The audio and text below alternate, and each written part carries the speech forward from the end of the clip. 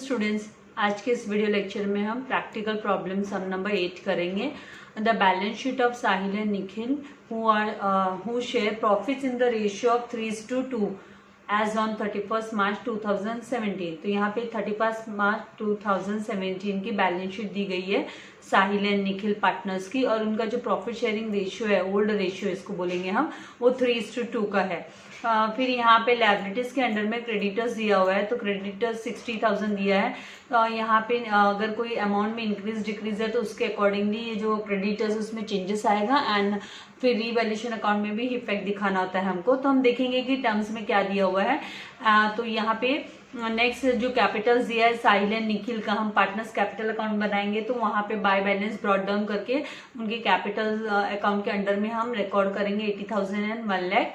Then यहाँ पे assets के अंडर में दिया हुआ है furniture, building, debtors, closing stock. तो ये जो चारों भी एसेट्स है इनको हम चेक करेंगे कि यहाँ पे कोई इंक्रीज डिक्रीज, जैसे फर्नीचर का जैसे 60,000 दिया है, तो अगर कोई डिप्रिसिएशन है या कोई इंक्रीज हो रहा है अमाउंट में, तो वो डिफरेंस हमें रीवैल्यूएशन अकाउंट में दिखाना होगा। फिर बिल्डिंग का भी सेम आपको देखना होगा, चेक करना होगा टर्म्स में कोई इसमें उसके अमाउंट में वैल्यू में कुछ इंक्रीज डिक्रीज है क्या, मतलब रीवैल्यूड अमाउंट दिया हुआ है क्या, वो हमें चेक करना पड़ेगा। फिर जो रीवैल्यूड अमाउंट दिया होगा तो उसके अकॉर्डिंगली जो ओल्ड हमारा बैलेंस है यहाँ पे उनका डिफरेंस हम है ना रीवैल्यूएशन अकाउंट में भी दिखाएंगे अकॉर्डिंगली। अगर इंक्रीज है तो हम क्रेडिट साइड में बाय बिल्डिंग करके लिखेंगे रीवैल्यूएशन अकाउंट में, और डिक्रीज है तो हम टू बिल्डिंग करके लिखेंगे। तो इस तरीके से हमें इफेक्ट दिखाना होगा। यहाँ पे डेटर्स दिया तो डेटर्स पे कोई आरडीडी वगैरह प्रोविजंस कोई कैलकुलेट करना है तो वो चेक करना पड़ेगा हमें। देन यहाँ पे क्लोजिंग स्टॉक में भी वही बात, कोई इंक्रीज डिक्रीज है तो वो चेक करते हुए फिर नई बैलेंस शीट में भी ये सारे के सारे जो एसेट्स है वो अपीयर होंगे। और ये जो कैश इन हैंड है ये भी नई बैलेंस शीट में आएगा, लेकिन अगर इसमें कोई अमाउंट में इंक्रीज या डिक्रीज होता है, कोई डिफरेंस आता है, तो वो डिफरेंस हम है ना यहाँ पे रीवैल्यूएशन अकाउंट में नहीं दिखाते, खाली वो हम एसेट्स के अंडर में ही कैश में इंक्रीज डिक्रीज का एडजस्टमेंट करके फिर आउटर कॉलम में हमें बैलेंस दिखाना होता है। फिर यहाँ पे नेक्स्ट जो ये बैलेंस शीट हमने रीड कर ली, यहाँ पे नीचे है ना वरद एडमिटेड ऑन 1 अप्रैल 2017। वरद को उन्होंने एज अ पार्टनर, नया पार्टनर करके उन्होंने एडमिशन दिया on the following terms. Following नीचे दिए हुए टर्म्स के हिसाब से यहाँ पे कंडीशंस दी हुई है, उसके अकॉर्डिंगली ही उसको एडमिशन पार्टनर में मिलेगा करके उन्होंने डिसाइड किया। तो वरद वाज टू पे 1 lakh for his share of capital. अगर उसे ना बिजनेस में आना है तो उसे 1 लाख रुपया, 1 लाख रुपीज उसको एज अ कैपिटल बिजनेस में लाना पड़ेगा। तो यहाँ पे है ना ये जो इसकी जर्नल एंट्री होती है वो कैश अकाउंट डेबिट टू, हम है ना वरद कैपिटल अकाउंट लिखेंगे। और जब भी हम लेजर अकाउंट बनाते हैं तो वरद का जो पार्टनर्स कैपिटल अकाउंट बनता है वहाँ वरद के कॉलम के अंदर में हमको ये अमाउंट 1 लाख दिखाना होता है, और कैश के अंदर में हम ये कैश इन हैंड है वहाँ पे इसमें 20,000 प्लस 1 लाख हम करेंगे। और फिर यहाँ पे नेक्स्ट जो दिया है वो सेकेंड जो टर्म दिया, he was also to pay 40,000 as his share of goodwill, मतलब 40,000 उसको as a share of his goodwill भी पे करना पड़ेगा। तो यहाँ पे गुडविल की 2 एंट्रीज होती है, अलग अलग जर्नल एंट्री। पहली एंट्री तो जो होगी वो cash account debit to goodwill account होगी, तो cash account debit to goodwill होगी, तो यहाँ कैश इन हैंड में है ना हमें ये 40,000 भी ऐड करना होगा, ठीक है। और फिर उसके बाद में है ना गुडविल का जो बेनिफिट है, ये गुडविल किसने बनाई है बिजनेस में, ये गुडविल पहले से रेपुटेशन बनाई है, ये एक दिन में नहीं बनती है, राइट, इसके लिए समय लगता है। तो ये जो पुराने पार्टनर्स है साहिल है निखिल, उन्होंने बनाई भी गुडविल है, राइट, उन्होंने इमेज बनाई है, तो उसका है ना 40,000 लोग चार्ज कर रहे हैं, वरद से ले रहे हैं, मतलब तो उनको इसका बेनिफिट मिलना चाहिए। यहाँ पे मेंशन नहीं किया, लेकिन कभी भी इस तरीके से जब आपको नॉर्मल स्टेटमेंट आता है तो आपको इसका 2 एंट्री उसकी पास करनी होती है। एक तो आप कैश में इसको इंक्लूड कर दो 40,000 जो भी अमाउंट दिया रहेगा गुडविल का वो, और फिर बाद में उसको है ना जो ओल्ड पार्टनर्स होते हैं उनको उसका बेनिफिट दे दो। तो यहाँ पे इस तरीके से हम ये ओल्ड पार्टनर्स को इसका बेनिफिट दे देंगे। तो मतलब आपको नेक्स्ट जो लाइन में है यहाँ पे नया रेशियो दिया है, वो दिया है 3:2:3 का। तो जैसे मैंने प्रीवियस सम में आपको है ना इससे रिलेटेड मैंने बताया था कि आपको अगर नया रेशियो भी दिया है तो आपको कब कैलकुलेट करना और कब कैलकुलेट करने की जरूरत नहीं है सेक्रीफाइस रेशियो को। तो यहाँ पे आप देखेंगे 3:2 का ये ओल्ड रेशियो के बराबर में ही दिख रहा है। ये जो नया पार्टनर आने के बाद में भी है ना इनका जो ओल्ड रेशियो है ओल्ड पार्टनर्स का देखिए 3:2 है, और वो ही सेम इनके न्यू रेशियो में भी 3:2 ही दिखाई दे रहा है। तो यहाँ पे कोई भी चेंजेस नहीं आया है। यहाँ पे ये बात नोटिस करने वाली बात है कि यहाँ पे कोई चेंजेस आया नहीं है रेशियो में, तो मतलब उनका सेक्रीफाइस रेशियो है ना न्यू रेशियो के इक्वल ही रहने वाला है। उनका सेक्रीफाइस रेशियो उनका जो उनका ओल्ड रेशियो दिया हुआ उसके इक्वल ही रहने वाला है। तो यहाँ पे old ratio, new ratio and sacrifice ratio ये सब के सब सेम ही होने वाले हैं, राइट। तो यहाँ पे हम सेक्रीफाइस रेशियो 3:2 लेके 3:2 के रेशियो में हम 40,000 को डिस्ट्रीब्यूट कर देंगे, मतलब गुडविल को डिस्ट्रीब्यूट कर देंगे। किसको इसका बेनिफिट दे देंगे? ओल्ड पार्टनर्स को, साहिल एंड निखिल को इसका बेनिफिट मिल जाएगा 3:2 के रेशियो के हिसाब से। तो जब भी हम 40,000 को कैलकुलेट करेंगे तो 40,000 मल्टीप्लाई बाय 3/5 करेंगे, राइट। तो 5 8 40 होता है, राइट। तो 8,000 मल्टीप्लाई बाय 3 करेंगे तो 24,000 आ जाएगा किसके हिस्से में? साहिल के हिस्से में, एंड निखिल के हिस्से में बचा हुआ 16,000। तो इस तरीके से हमें इसका इफेक्ट दिखाना होगा। उनके कैपिटल अकाउंट में हम बाय गुडविल करके लिखेंगे साहिल और निखिल के कॉलम के अंडर में। इससे क्या होगा? अल्टीमेटली उनका कैपिटल इंक्रीज हो जाएगा, उनको जो बेनिफिट मिलने वाला होगा वो मिल जाएगा। नेक्स्ट यहाँ पे दिया है फोर्थ एडजस्टमेंट कि old partners decided to revalue the assets. उन्होंने ना एसेट्स को रीवैल्यू करने का मतलब उसकी रीवैल्यूड अमाउंट निकाली एसेट्स की कि कौन सा एसेट्स कितने अमाउंट का होगा जब नई बैलेंस शीट बनेगी तब, ठीक है। तो यहाँ पे बोला है बिल्डिंग 1 लाख, तो बिल्डिंग का 1 लाख रीवैल्यूड अमाउंट दिया। अब आप देखिए यहाँ पे बिल्डिंग 72,000 दिया हुआ है ओल्ड बैलेंस शीट में, और यहाँ पे 1 लाख दिया। इसका मतलब है ना ये है ना इंक्रीज हुआ है बिल्डिंग में, बिल्डिंग के अमाउंट में इंक्रीज हुआ है। तो यहाँ पे बाय वगैरह वर्ड यूज नहीं किया कि अप टू 1 लाख या बाय। तो यहाँ पे आपको है ना 1 लाख है ना आउटर कॉलम में 1 लाख लेना है, इनर कॉलम में आप 72,000 लिखोगे, और 72,000 और 1 लाख के बीच में जो डिफरेंस है 28,000 का, मतलब वो 28,000 का एप्रिसिएशन हुआ है। 28,000 का क्या हुआ है? एप्रिसिएशन हुआ है बिल्डिंग के अमाउंट में। फिर नेक्स्ट यहाँ पे दिया हुआ है तो ये जो एप्रिसिएशन का अमाउंट है जो 28,000 जो एप्रिसिएशन आएगा वो हमें रीवैल्यूएशन अकाउंट में क्रेडिट साइड में बाय बिल्डिंग करके भी दिखाना है। फिर नेक्स्ट जो दिया है वो है फर्नीचर 48,000, तो 48,000 फर्नीचर, और आप यहाँ पे देखोगे कि ओल्ड बैलेंस शीट में ये 60,000 है। इसका मतलब नई वैल्यू 48,000 है, मतलब यहाँ पे डिक्रीज हुआ है, फर्नीचर के अमाउंट में डिक्रीज हुआ है। तो यहाँ पे 60,000 आप इनर कॉलम में लिखोगे और 48,000 आउटर कॉलम में लिखोगे, और फिर जो डिफरेंस आएगा 60,000 एंड 48,000 के बीच का डिफरेंस जो होगा वो 12,000 का जो डिफरेंस है वो आपको क्या करना है? वो आपको रीवैल्यूएशन अकाउंट में भी आपको फर्नीचर करके डेबिट साइड में दिखाना है, ठीक है। फिर उसके बाद में नेक्स्ट जो है वो डेटर्स दिया है 38,000। तो यहाँ पे आप देखिए ओल्ड बैलेंस शीट में डेटर्स 40,000 दिया है, और आपको यहाँ पे नए जो रीवैल्यूड अमाउंट दिया है डेटर्स का वो कितना दिया है? 38,000 दिया। अब ब्रैकेट में आपको इंस्ट्रक्शन दिए कि इन view of likely bed debts, मतलब यहाँ ये बेड डेप्ट्स हो सकते हैं। जो क्यों 38,000 हो गया कि यहाँ पे बेड डेप्ट्स होने के चांसेस है, मतलब रिजर्व फॉर डाउटफुल डेप्ट्स किया हमने, आरडीडी किया, तो यहाँ पे आप माइनस आरडीडी मतलब लिखोगे। तो ये जो 40,000 एंड 38,000 के बीच का डिफरेंस है, ये 38,000 आउटर कॉलम में आएगा नई बैलेंस शीट में, और 40,000 हम इनर कॉलम में लिखेंगे, और फिर जो डिफरेंस अराइज हो रहा है 2,000 का वो आरडीडी करके हम रिकॉर्ड करेंगे। तो ये आरडीडी 2,000 का जो आरडीडी बनता है वो आपको रीवैल्यूएशन अकाउंट के डेबिट साइड में भी शो करना होगा, दिखाना होगा। फिर उसके बाद में यहाँ पे बोला है कि ये जो अभी 5th टर्म दिया है इसमें बोला कि it was found that there was a liability for 3,000। तो यहाँ पे 3,000 का लायबिलिटीज करके बताया गया है फॉर गुड्स इन मार्च 2017 को एज अ लायबिलिटी हमें इसको रिकॉर्ड करना है, लेकिन बट नॉट रिकॉर्डेड, लेकिन ये रिकॉर्ड नहीं हुआ ऑन 2 अप्रैल 2017 तक ये रिकॉर्ड ही नहीं हुआ था, बट नॉट रिकॉर्डेड ऑन 2 अप्रैल 2017, मतलब ये है ना रिकॉर्ड नहीं हुआ था बट रिकॉर्डेड, ये यहाँ पे रिकॉर्ड हुआ 2 अप्रैल को रिकॉर्ड हुआ, उसके पहले तक रिकॉर्ड नहीं हुआ है, तो मतलब ये अनरिकॉर्डेड लायबिलिटीज हुई। तो ये जो अनरिकॉर्डेड लायबिलिटीज है ये हमें क्या करना है? लायबिलिटीज के अंडर में भी लिखना है अनरिकॉर्डेड लायबिलिटीज करके 3,000, और ये जो 3,000 है अनरिकॉर्डेड लायबिलिटीज का वो हमें रीवैल्यूएशन अकाउंट के डेबिट साइड में भी दिखाना है। तो इस तरीके से हमें ये एडजस्टमेंट जो 5th टर्म का एडजस्टमेंट वो हमें करना होगा बैलेंस शीट में, नई बैलेंस शीट में भी ये रिकॉर्ड करना होगा, दिखाना होगा कि अनरिकॉर्डेड लायबिलिटीज करके, एंड इसको हमें रीवैल्यूएशन अकाउंट के भी डेबिट साइड में टू अनरिकॉर्डेड लायबिलिटीज करके दिखाना होगा। तो इस तरीके से ये सारे टर्म्स के बाद में आपको क्या करना है, सब एंट्री करने के बाद में ये सब फुलफिल करने के बाद में टर्म्स आपको है ना, यहाँ पे जैसे प्रिपेयर करने बोला profit and loss adjustment account बनाओ, then capital accounts of partners के कैपिटल अकाउंट बनाओ and balance sheet after the admission of Varad, मतलब नया बैलेंस शीट बनाओ। तो ये सब आपको क्या करना है, 1 by 1 सब टर्म्स होने के बाद में सबसे पहले हम profit and loss adjustment account को क्लोज करेंगे, पहला स्टेप।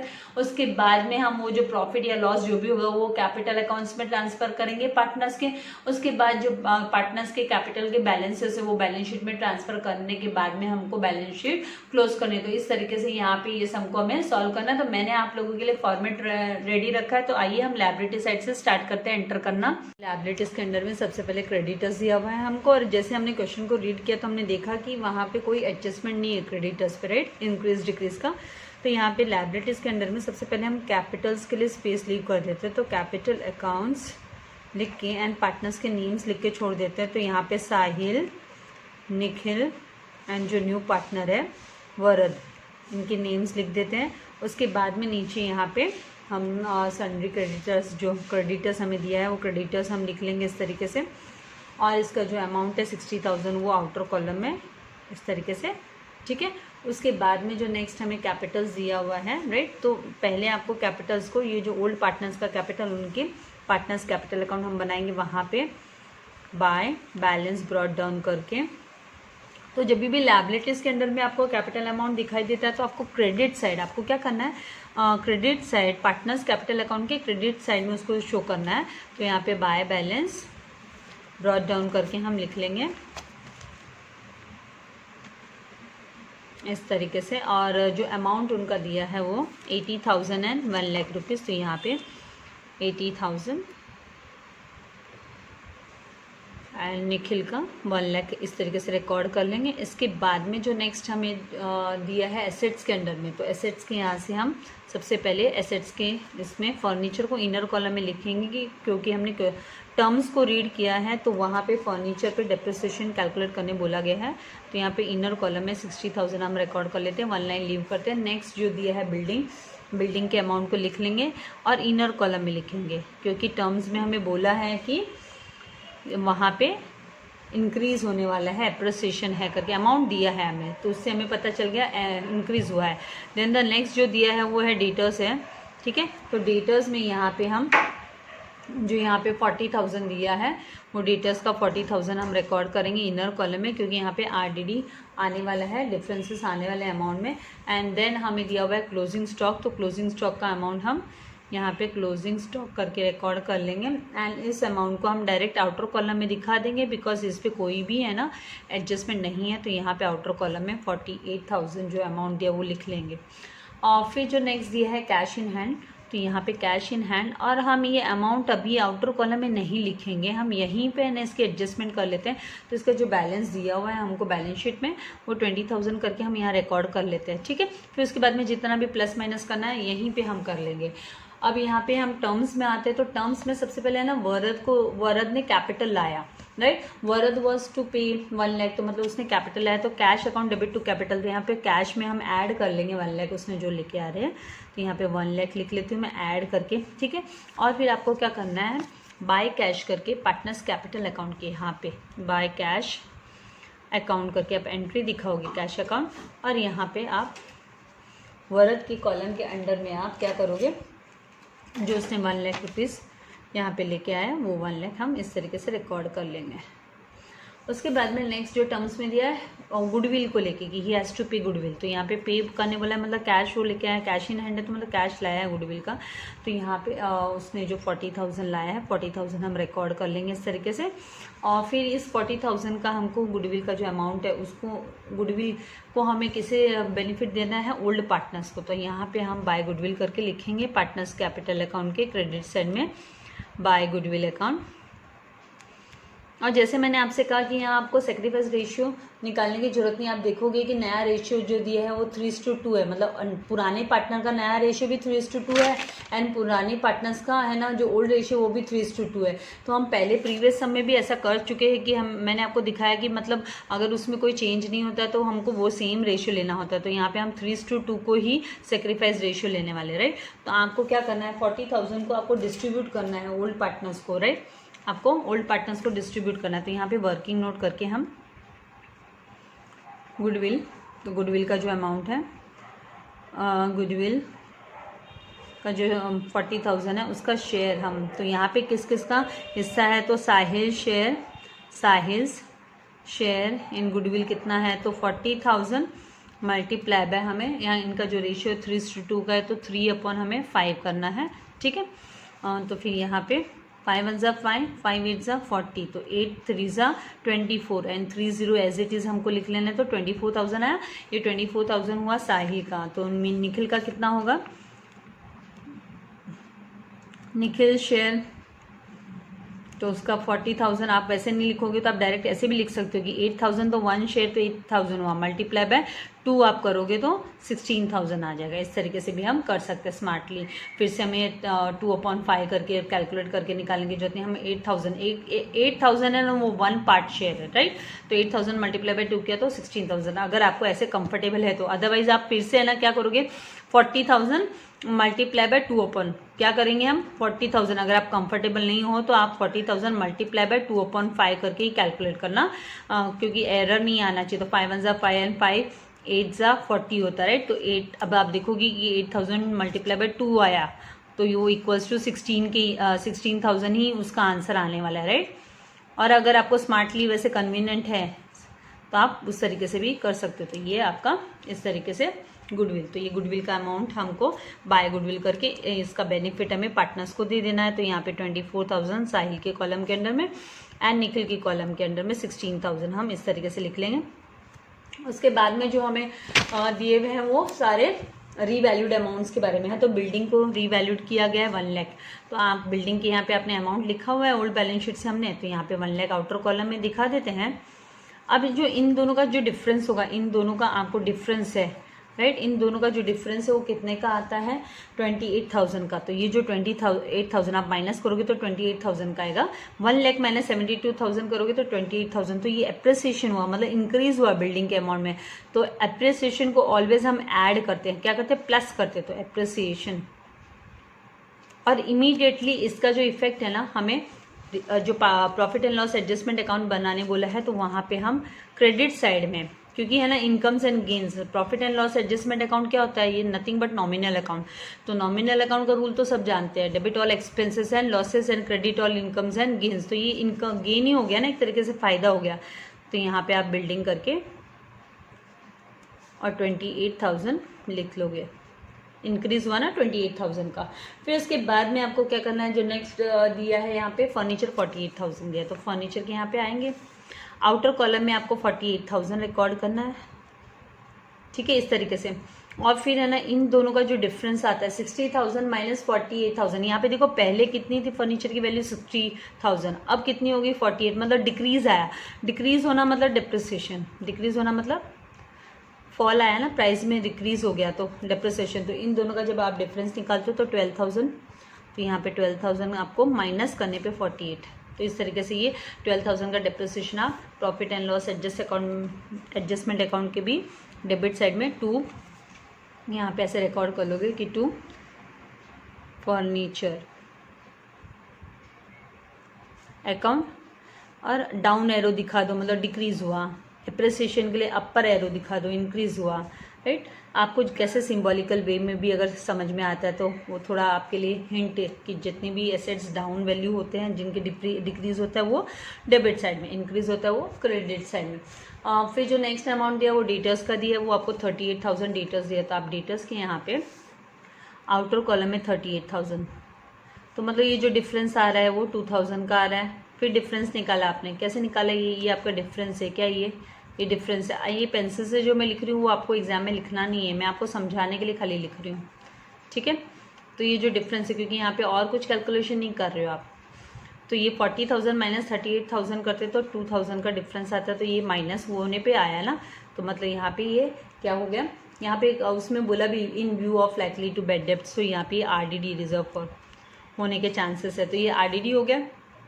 और इसको आपको क्या करना है, प्रॉफिट एंड लॉस एडजस्टमेंट के डेबिट साइड में 2 RDD करके रिकॉर्ड कर लेना है, likely to be bad debts no, तो यहाँ पे 2,000 इस तरीके से हम लिख लेंगे।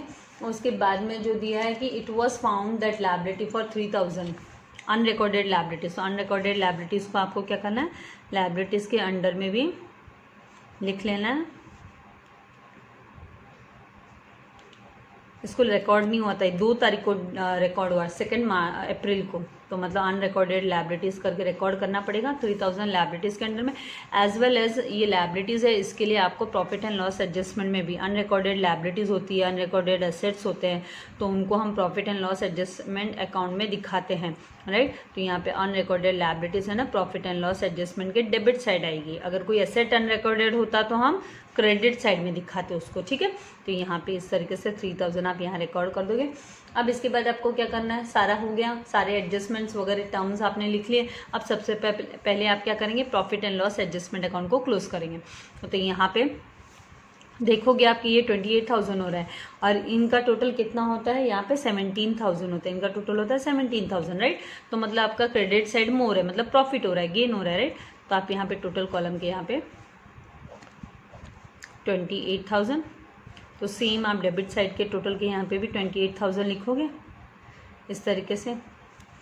और फिर क्या करना है आपको, इनका जो डिफरेंस होता है, ये जो डिफरेंस है इन दोनों का जो डिफरेंस होता है, वो बैलेंसिंग फिगर है ना जो आपका, वो आपका 11,000 जो आएगा वो क्या आएगा, प्रॉफिट हुआ। क्या हुआ, ये प्रॉफिट हुआ। तो ये आपको टू प्रॉफिट, इसको ट्रांसफ़र करना होगा आपको, टू प्रॉफिट TRFD, ये transfer to old partners. Old partners को ट्रांसफ़र करते हैं हम इन ओल्ड रेशियो, पुराने रेशियो में, ठीक है। तो इस तरीके से आपको याद रखना है ओल्ड रेशियो में।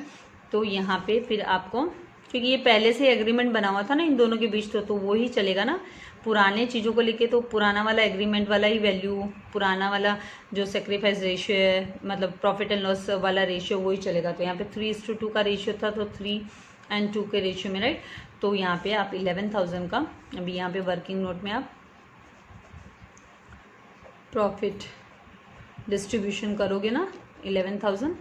तो यहाँ पे साहिल का हिस्सा कितना है, तो साहिल शेयर 11,000 माइनस आपको क्या करना है, 3/5 करना है, राइट। 11,000 माइनस 3/5 करना है। तो 5 1 ज़ा 5, 5 2 ज़ा 10, 1 लेफ्ट, अगेन 5 2 ज़ा 10 एंड 0 0, राइट। तो अभी 2200 मल्टीप्लाई बाय 3 करेंगे तो 6,600 आ जाएगा, राइट। अभी चाहिए तो आप है ना 11,000 माइनस, आप क्या कर सकते हो, 11,000 माइनस 6,600 करोगे तो बचा हुआ जो 4,400 है वो किसका हो जाएगा, वो निखिल का हो जाएगा।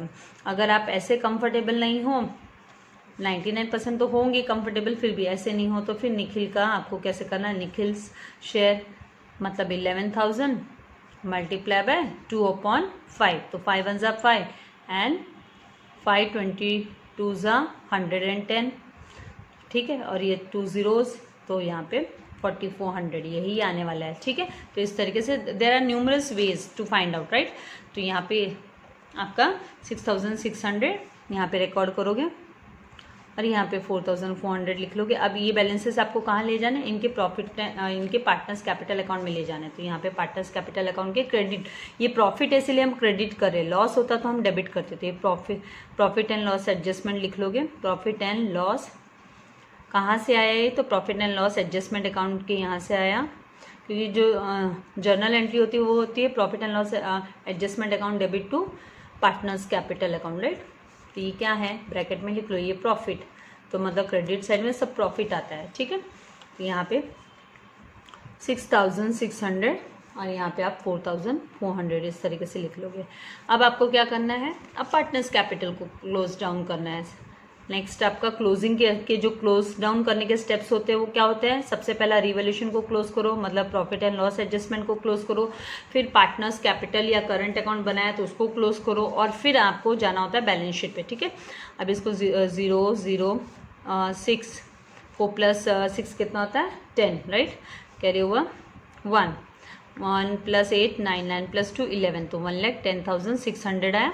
इसका भी टोटल कर लो, 0 0 4 6 प्लस 4 कितना होता है 10, कैरी ओवर 1 1 प्लस 2 1 प्लस 1 2 और ये 1, तो 1,20,400 और यहाँ पे 1 लाख। अब आप देखोगे कि डेबिट साइड में कोई बैलेंसेस है क्या, तो यहाँ पे डेबिट साइड में कोई भी है ना एंट्री नहीं आई है, बैलेंस की कोई भी एंट्री नहीं है।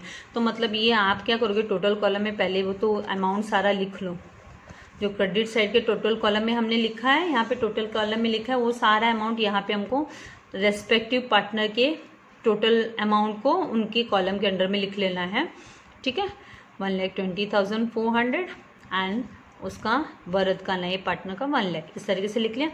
इसके बाद में आपको क्या करना है, ये बैलेंसिंग फिगर आ गया, ये कहाँ जाने वाला है, टू बैलेंस कैरी डाउन करके हम लिखने वाले हैं, राइट, इस तरीके से।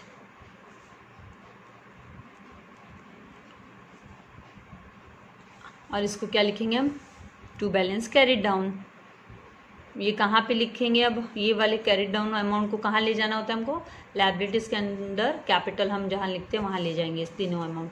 तो साहिल का 1,10,600, देन निखिल का 1,20,400, देन 1 लाख वरद नया जो पार्टनर है, राइट। तो सब जब सम अप करते तो 0 0 6 प्लस 4 10 10 का 0 कैरी ओवर 1 किया, तो यहाँ पे आ गया 1 1 प्लस 2 3, ठीक है, 1 प्लस 2 3 एंड 1 प्लस 1 प्लस 1 तो 3, तो 3,31,000 इस तरीके से।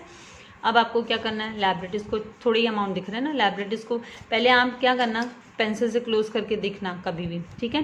तो यहाँ पे जब आप टोटल करोगे तो आपको 0 0 0 एंड 1 प्लस 3 कितना होता है 4 होता है, राइट, और 3 प्लस 6 कितना हुआ 9 एंड 3, तो 3,94,000 आपका लायबिलिटी साइड में आया।